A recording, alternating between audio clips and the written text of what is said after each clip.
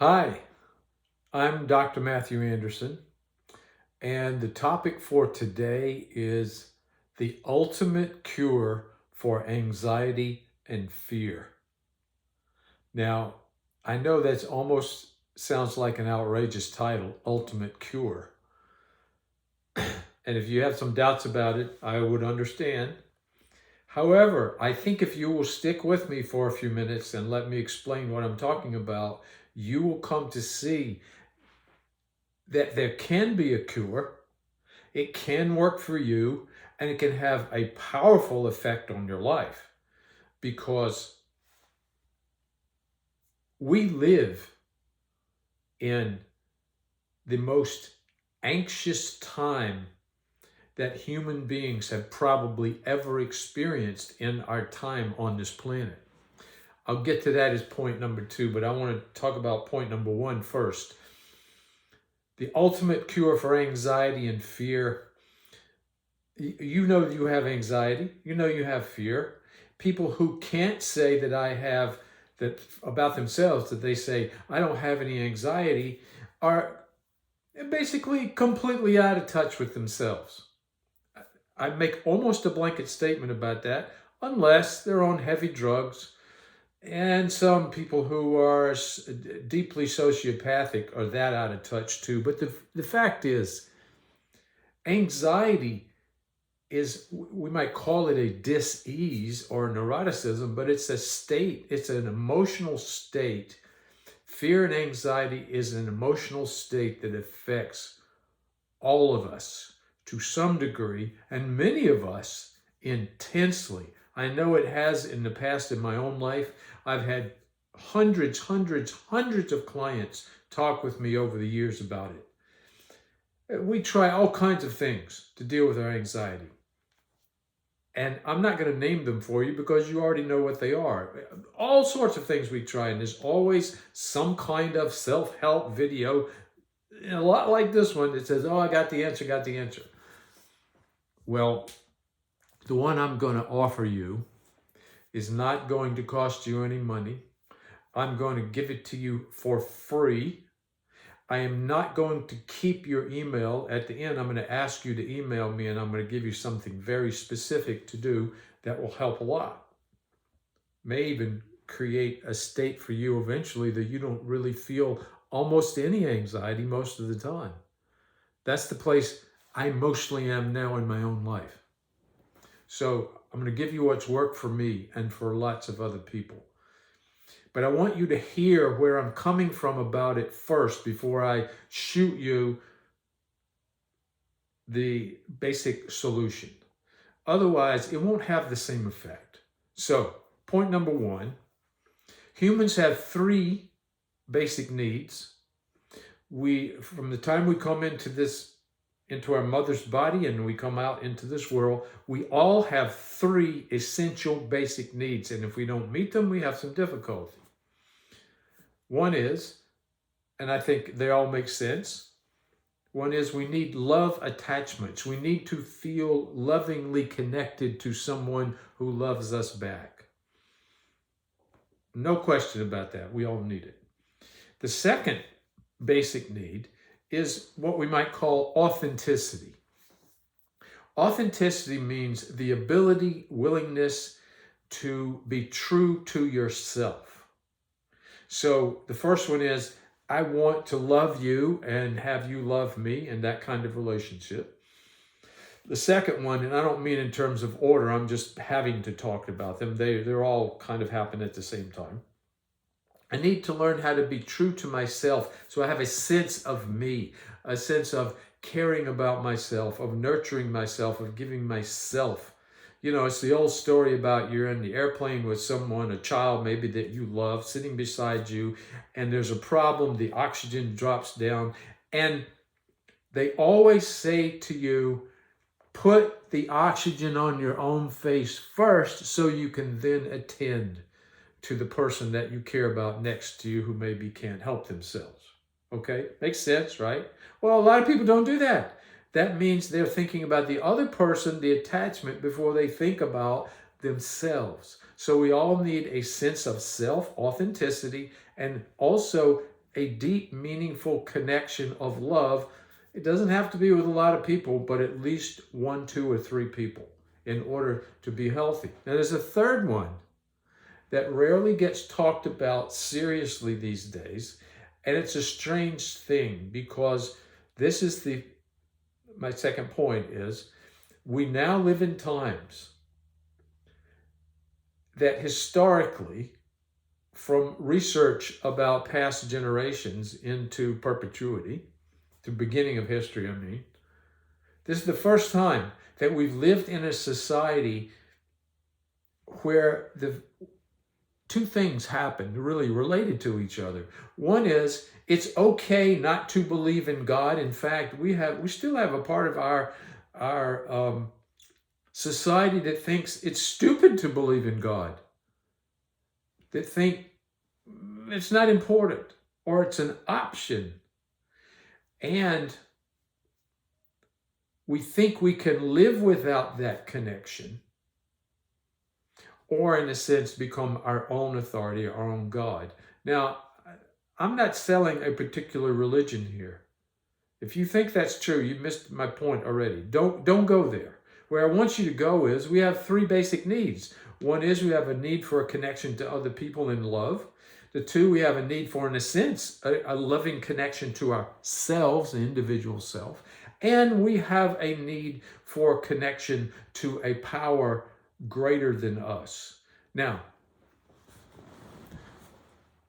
that's called postmodern thinking. It's a kind of a philosophy, and it really permeates a lot of our society. Now, if you combine that with also the most change that has ever happened in a society in human history together at the same time, we've changed more in the past 50, 100 years as human beings in the life that we have to deal with than pretty much all the other 40,000 years of human history all put together. More change in the last 100. I'm telling you, it's a lot more. And it happens every day. And when science began to give us technology just speeded up that change geometrically. Out of control. Everything is changing all the time. You know that's true. Now, guess what happens when we have change, and not enough ability to ground ourselves or get connected to sources that help us deal with it? We get frightened and anxious. Think about it. You go to do something simple. I said simple. Like buy a car. You need a car. Everybody needs a car, right? We think we all have to have a car. You go to buy a car, immediately there's anxiety. There's so many choices to make, so many prices, so many places to go. You go to buy a toaster, you have the same experience.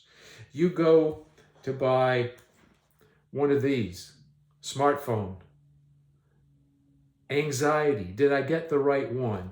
And if, let's say you buy this one. This happens to be an iPhone. I think it's a 14. Could be a 13. Guess what? It's constantly changing.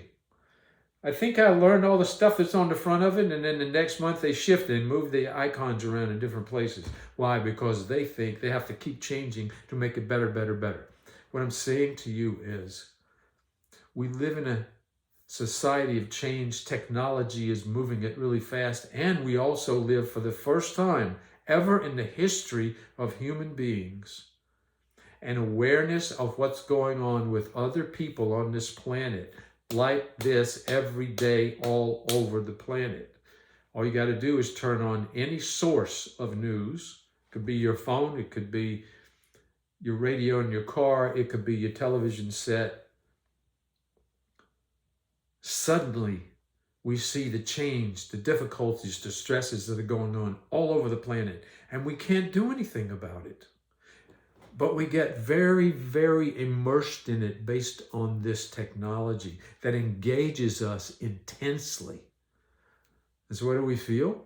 Powerless, frightened, and anxious. So we don't have now access to a source that helps ground us, put meaning and purpose to all of that, and give us the inner strength to manage it, deal with it. So we become out of control in our search for an answer to the anxiety. Okay? All this stress, all this change, all this access to information that we can't control, mostly about bad things that are happening. Because for some reason we get all fired up about the bad stuff. And so we look desperately for ways to relieve the intense feeling of fear and anxiety. And I'm telling you, it can be, as you know, if you're honest with yourself, it can be really, really powerful. You say, I don't have that much anxiety. How many addictions do you have? What's the purpose of an addiction? An addiction is trying to find a substance or behavior that you can use rather quickly to relieve a really, really uncomfortable feeling. And if it helps a little bit, and some do help a little bit briefly, they do. You know all the addictions, you just turn on the TV and they'll make a list for them. They do work short term, but they're essentially inadequate. So then the fear comes back, the fear takes over. Now, here's the thing.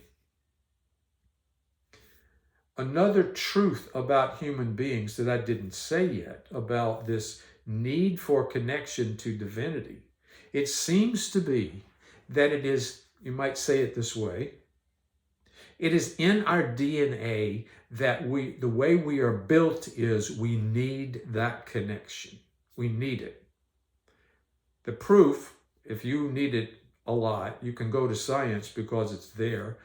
Any discipline that studies the history of human beings as far back as we can find them, 5,000 years, 10,000, 15,000, 20,000, whatever science is currently saying, hey, we found another one. What they find every single time eventually is some sign that that group of human beings way back in history had some kind of connection to the divine, some greater source, some form. Every one. We have never discovered one that did not have that until now. And we suffer from that because for a million different reasons, which we don't need to go in right now, the fact is we live in a society, and it's a growing thing around this world, a society that's disconnected from the higher source and is trying to replace that some other way. All inadequate. Now, okay, so we have three needs: love, attachment to other people. We have a need for authenticity to ourselves. And the third one, which is the key one in this conversation, if you want to get past, manage, basically, ultimately, maybe even get rid of your anxiety and your intense fears so you're not run by them all the time. One more piece of information.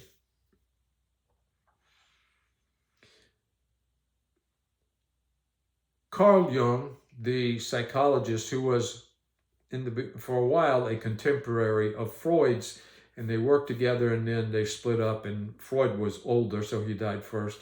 I think that Carl Jung lived into the 1960s, maybe 1963.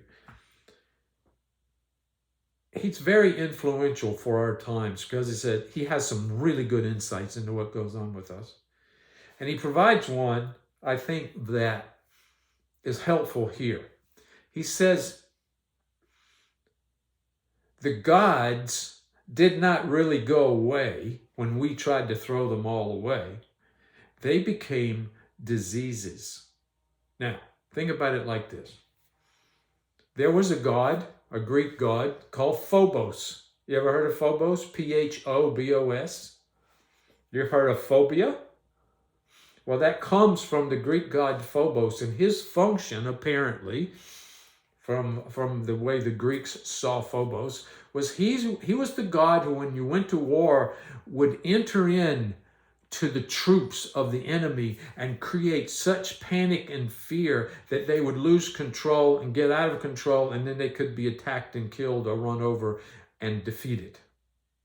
Now, he said, okay, we're getting rid of all the gods. That's BS. Gods are not real stuff. We have science, we have life, we're in control. So Phobos disappeared from sight. But he didn't really go away. He changed his name.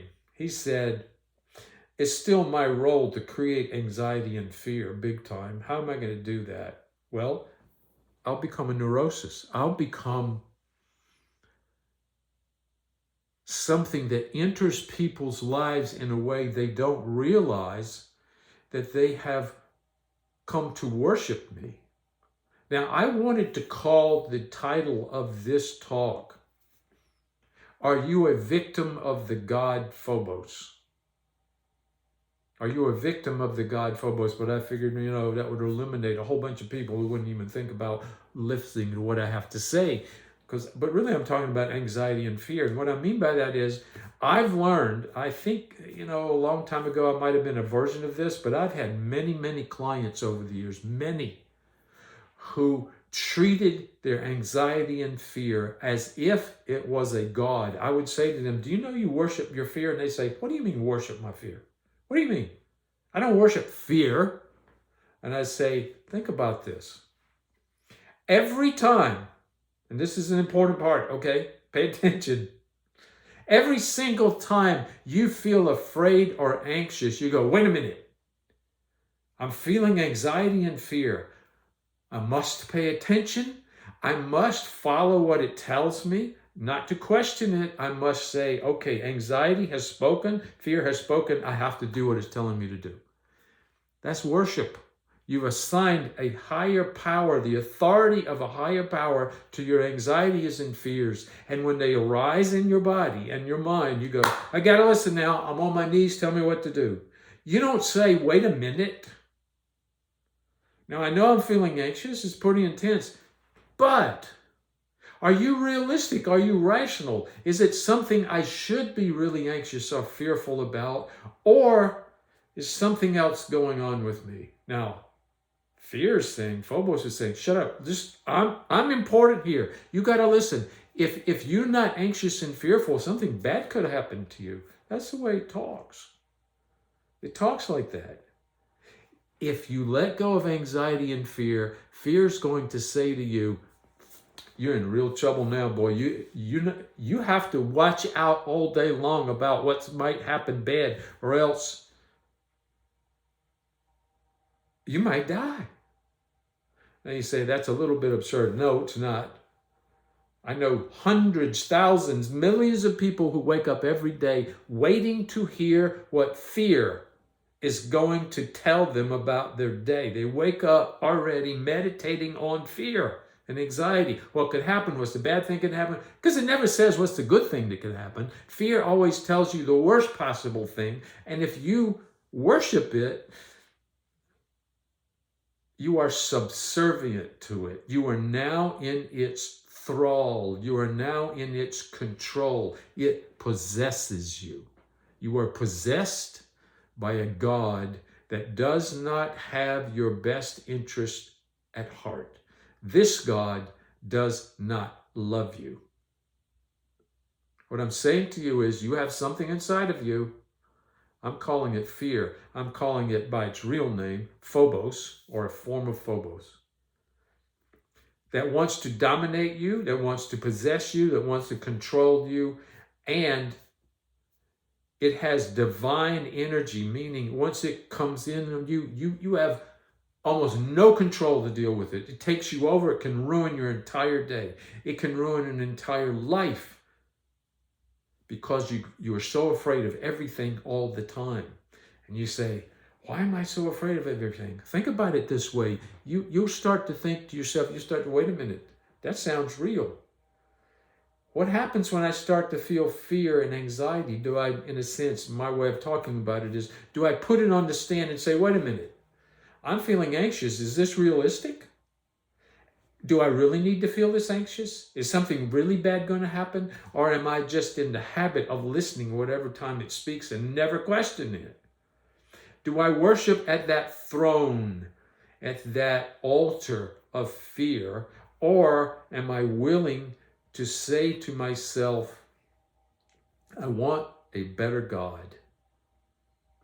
Because here's the thing about human beings. If you walk around saying, well, I only have two basic needs. I only need love from other people and truth to myself. I don't need the third one. You are now screwed. You are inadequate to manage this life in an effective, holistic, transcendent way. You can't do it. You cannot do it. People try, and yet they spend billions, trillions every year trying to get all kinds of people, doctors, medical doctors, psychologists, all kinds of people to help them with their anxiety and their fear, and it doesn't go away. It might go away a little bit, but then you find another addiction, and the addiction is just simply an inadequate God. It has divine power, and you need another divine power to help you deal with a hostile divine power. Regular kind of power is not going to work when it comes to dealing with that kind of anxiety and fear, because it has what Carl Jung used to call numinous power, meaning divine energy in it.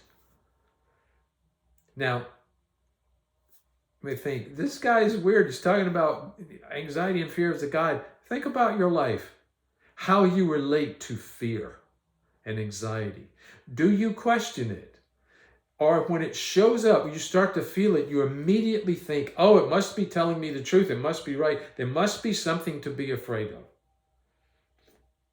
And then you can't drive on the interstate because you're afraid something bad will happen. You can't go out at night because you're afraid something bad will happen. And you look on the news for proof. Yeah, it happened to somebody in India last week. They went out at night and bang, they got attacked, beaten, and raped 45 times. And okay, so you can't go out at night. Does that sound unreasonable to you? That's the way most people think once they hear the news or they read a book. Forgive me, I'm sorry. I know most people don't read books now. They get information and they think, okay, it must be true. If it happened over there, it could happen to me. Now, you are possessed by divine power that has stopped your thinking process from being rational and prevents you from looking for a higher power. What you really need, if you're going to heal your anxiety, if you're going to move it out of your life, is a better God, an adequate one. Now, you say, oh, now he's selling religion here. No, I'm not. Most people who say, I'm spiritual and I'm not religious don't even understand what religion or spirituality means. What I'm talking about is a connection to a power that is so strong that it can release you from your fears, your anxieties about this life, and give you the strength to deal with your life in a way that you will have more love attachments, that you will have more individual authenticity, and the third part is a connection to that source. They all work together. That's when you become whole. All of the research in the last 50 years in science says that is the truth. It's not just what Matthew is telling you today. So, I have two very brief but very powerful meditations that I will send you that basically prepare you to open the door to a deeper, maybe some of you, it's a new relationship with a higher power that is totally adequate to this task. Will open the door to it. Or if you already have a beginning or somewhere along the road connection to that higher power, that divine being, it will help you move even further with that. 2 of them. One takes about a minute, and the second one takes 32 seconds. So we're talking about less than 2 minutes of meditating, that if you practice this day after day after day, you will begin to open to the source that has the total cure for all your fears and all your anxiety. I promise. Now, I'm going to give you my email address, and the reason I'm going to do that is I want you to make some kind of effort to make this happen for you. It's a sign that you really are serious. My email is dra@dracoach.com. DRA at dracoach.com.